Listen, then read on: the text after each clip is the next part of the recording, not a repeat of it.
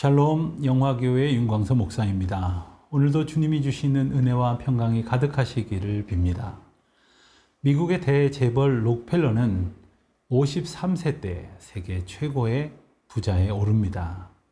하지만 그 무렵 병에 걸려 1년 이상을 살 수 없을 것이라는 청천벽력과 같은 진단을 받고 하나님 앞에 무릎을 꿇습니다. 그는 어느 날 병원에서 돈이 없어 치료를 받지 못하는 한 어린아이를 보고 안타까운 마음을 갖게 됩니다. 그리고 그러한 이들을 위한 재단을 만들어 남은 삶을 도우며 살겠노라 다짐을 합니다. 그렇게 고침을 받아 건강해진 이들을 보면서 감동을 받고 록펠러 재단을 만들어서 귀한 일을 더 많이 합니다. 그는 아름다운 성전을 짓고자 뉴욕의 리버사이드 처치를 건립하기도 했습니다. 그는 98세까지 건강한 삶을 살면서 베푸는 기쁨과 감사의 날들을 살았습니다. 사람이 죽음을 앞두고 가장 후회하는 것 중에 하나는 좀 더 베풀며 살 걸 하는 생각이랍니다. 과연 우리는 사랑이신 하나님을 믿는다 하면서 그 사랑에 합당한 삶을 살아가고 있습니까? 사랑과 선행을 베푸는 아름다운 은총을 누리면서 살아가고 있습니까? 오늘 고린도후서 9장 1절로 9절까지의 말씀을 통해 사랑을 베풀고 선행으로 살아가는 바른 믿음의 자세를 바울을 통해 주시는 하나님의 권면의 메시지에서 찾아볼 수 있으시기를 바랍니다.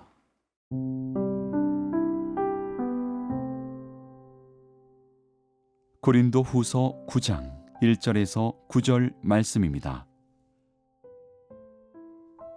성도를 섬기는 일에 대하여는 내가 너희에게 쓸 필요가 없나니 이는 내가 너희의 원함을 알미라. 내가 너희를 위하여 마게도냐인들에게 아가야에서는 1년 전부터 준비하였다는 것을 자랑하였는데 과연 너희의 열심이 퍽 많은 사람들을 분발하게 하였느니라. 그런데 이 형제들을 보낸 것은 이 일에 너희를 위한 우리의 자랑이 헛되지 않고 내가 말한 것 같이 준비하게 하려 함이라. 혹 마게도냐인들이 나와 함께 가서 너희가 준비하지 아니한 것을 보면 너희는 고사하고 우리가 이 믿던 것에 부끄러움을 당할까 두려워하노라. 그러므로 내가 이 형제들로 먼저 너희에게 가서 너희가 전에 약속한 연보를 미리 준비하게 하도록 권면하는 것이 필요한 줄 생각하였노니 이렇게 준비하여야 참 연보답고 억지가 아니니라. 이것이 곧 적게 심는 자는 적게 거두고 많이 심는 자는 많이 거둔다 하는 말이로다. 각각 그 마음에 정한 대로 할 것이요 인색함으로나 억지로 하지 말지니 하나님은 즐겨내는 자를 사랑하시느니라. 하나님이 능히 모든 은혜를 너희에게 넘치게 하시나니 이는 너희로 모든 일에 항상 모든 것이 넉넉하여 모든 착한 일을 넘치게 하게 하려 하심이라. 기록된 바 그가 흩어 가난한 자들에게 주었으니 그의 의가 영원토록 있느니라 함과 같으니라. 오늘 본문에는 성도를 생각하는 목회자의 마음이 들어있고 자녀를 바라보는 부모의 마음이 담겨 있으며 제자를 생각하는 따뜻한 스승의 심정이 들어있다 하겠습니다. 무엇보다 고린도 교인들의 마음을 어루만져주는 바울의 따뜻함이 느껴집니다. 2절을 보면 이는 내가 너희의 원함을 알미라. 내가 너희를 위하여 마게도냐인들에게 아가야에서 1년 전부터 준비하였다는 것을 자랑하였는데 과연 너희의 열심이 퍽 많은 사람들을 분발하게 하였느니라 말씀하십니다. 너희의 원함을 알미라. 바울은 그들의 마음의 소원, 그 원함을 알고 있다고 말합니다. 고린도는 아가야 지방에 있는 도시입니다. 이 고린도 교회가 기근에 빠져 어려움을 겪고 있던 예루살렘 교회를 돕겠다고 1년 전에 약속을 했는데 안타깝게도 아직 그들은 약속을 지키지 못하고 있었습니다. 그렇지만 바울은 왜 약속을 지키지 않느냐고 책망하는 것이 아니라 1년 전에 내가 예루살렘 교회를 돕자고 제안했을 때 좋습니다. 저희도 그 아름다운 일에 동참하겠습니다 하며 선뜻 마음을 열었었다는 것을, 당신들은 그렇게 귀한 마음을 가진 이들이라는 것을 말해주고 있는 것입니다. 바울은 그들 안에 있었던 이런 아름다운 소원을 인정합니다. 비록 아직 결과물은 나타나지 않았지만 그들의 마음속에 있던 진실과 선한 의도를 인정해 줄 때에 그들의 마음이 열리고 위로를 얻게 될 것입니다. 바울은 그들의 결과보다 의도를 이처럼 소중히 여겨 주었습니다. 바울은 또한 3절과 4절 말씀을 통해 이렇게 권면합니다. 그런데 이 형제들을 보낸 것은 이 일에 너희를 위한 우리의 자랑이 헛되지 않고 내가 말한 것 같이 준비하게 하려 함이라. 혹 마게도냐인들이 나와 함께 가서 너희가 준비하지 아니한 것을 보면 너희는 고사하고 우리가 이 믿었던 것에 부끄러움을 당할까 두려워하노라 합니다. 자랑이 헛되지 않게 하려고 권면합니다. 예루살렘 교회를 도우려 했던 아름다운 마음을 인하여 바울은 고린도 교회와 교인들을 자랑했습니다. 그 결과 마게도냐의 많은 교회들이 분발해서 사랑의 열매를 많이 맺었다고 말하지 않습니까? 정작 고린도 교회에는 아직 그 약속을 지키지는 못하고 있지만 바울은 이 자랑이 헛되지 않도록 준비하게 합니다. 고린도 교회 교인들은 생각했을 것입니다. 우리가 비록 약속을 지키지는 못했지만 바울 사도께서 우리를 자랑스럽게 생각하셨구나. 우리를 이처럼 존중해주고 있구나. 감동했을 것입니다.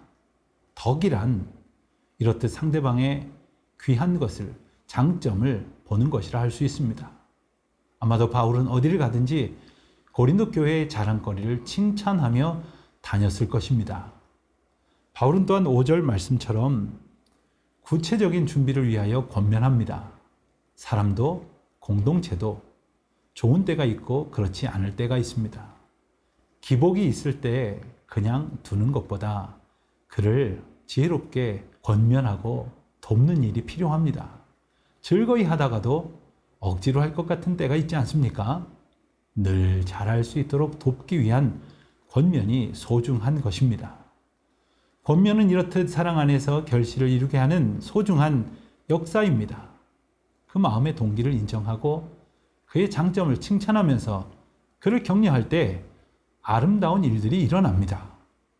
고린도 교회는 일면 낙담하고 있었지만 바울은 그들의 원함을 인정해주고 그들의 명예를 소중히 여겨주며 사랑으로 권면할 때 다시 용기를 얻고 굳건히 서게 됩니다. 우리 주변에도 격려와 위로를 전해야 할 이들이 많습니다. 주님이 우리의 마음을 어루만지신 것처럼 우리도 그와 같은 은혜와 사랑의 도구로 살아갈 수 있기를 바랍니다.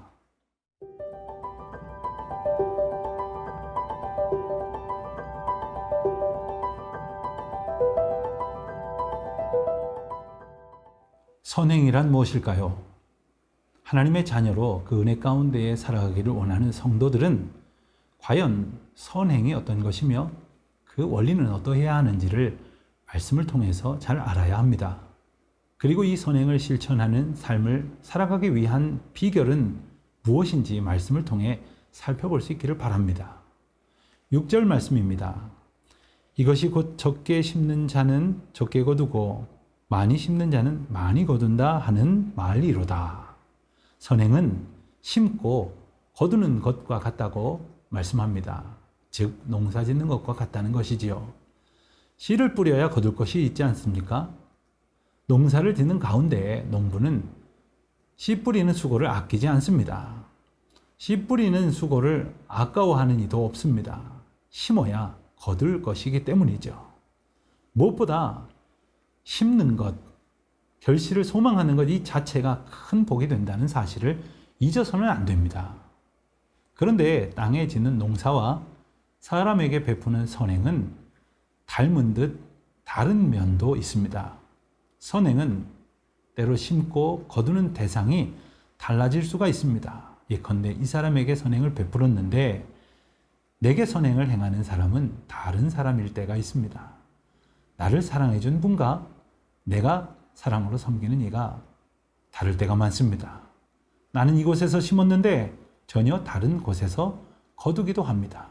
하지만 분명한 것은 반드시 거두게 된다는 사실입니다. 물질만이 아닐 것입니다. 긍정적인 것만이 또한 아닐 것입니다. 예컨대 창세기에 나오는 야곱은 아버지와 형을 속였습니다마는 그는 나중에 외삼촌에게 속게 되고 더 시간이 지난 후에는 아들들에게 속임을 당합니다. 그는 아버지와 형은 잠시 속였지만 아들들에게는 13년 동안이나 감쪽같이 속습니다. 심겨진 모든 것이 결실을 맺는 법이지요. 잠언 19장 17절 말씀을 보면 가난한 자를 불쌍히 여기는 것은 여호와께 구워드리는 것이니 그의 선행을 그에게 갚아주시리라 약속하십니다. 하나님의 약속은 틀림없습니다. 반드시 갚아주십니다. 세상에서는 겨우 몇 % 이자를 더 주면 대단하다고 말하지만 하나님의 이자는 30배, 60배, 100배 엄청난 은총을 약속하십니다. 다윗은 시편 37편 25절에서 내가 어려서부터 늙기까지 의인이 버림을 당하거나 그의 자손이 걸식함을 보지 못하였도다 노래하지 않습니까? 그러니 선행을 행하면서 마치 잃어버리는 것처럼 생각해서는 안 됩니다. 그 자체가 하늘에 심는 농사요 하나님의 약속에 응답하는 순종입니다. 5절과 7절을 보면 그 선행의 중요한 방법과 태도가 소개되는데 그것은 억지로 하지 않는다는 것이요 자원하는 마음으로 기뻐하는 마음으로 행하는 것이라 가르쳐 주십니다. 탈무드의 가르침을 빌면 진정한 선행은 주는 사람과 받는 사람이 서로 알지 못하는 것이다 이렇게 조언하기도 합니다. 하나님께 드리듯 이웃 사랑을 실천하고 또 하나님께서 주신 것으로 그 사랑을 받는 것을 의미합니다. 나를 드러내는 것도 아니고 사람을 의지하게 하시는 것도 아닙니다. 7절에는 구체적인 지침이 소개가 됩니다. 우선 마음에 정한 대로 할 것이요. 즉 충동적으로 해서는 안 된다는 말씀입니다. 하나님의 감동을 따라 마음에 허락하시고 인도하시는 대로 할 것이고 또한 인색함으로나 억지로 할 것이 아니라 하시면서 하나님은 즐겨내는 자를 사랑하신다 말씀하십니다. 오해하지는 마십시오. 많이 내는 자를 사랑하신다는 것이 아니라 즐겨내는 자를 기뻐하신다고 말씀하십니다. 즐거운 마음으로 기쁜 마음으로 하나님께 드리고 그 사랑으로 이웃과 나누는 태도를 요구하십니다. 그 선행의 결과로 우리 주님은 8절 말씀처럼 되도록 인도하십니다. 우선 모든 은혜를 우리에게 넘치게 하시고 항상 모든 것이 넉넉하여 모든 착한 일을 넘치게 하려 하십니다. 하나님께서 내게 주신 모든 은혜를 흘려보내는 은혜의 통로로 쓰임받는 성도들이 되시기를 바라며 주님이 약속하신 풍성한 은혜를 날마다 누리시기를 축원드립니다.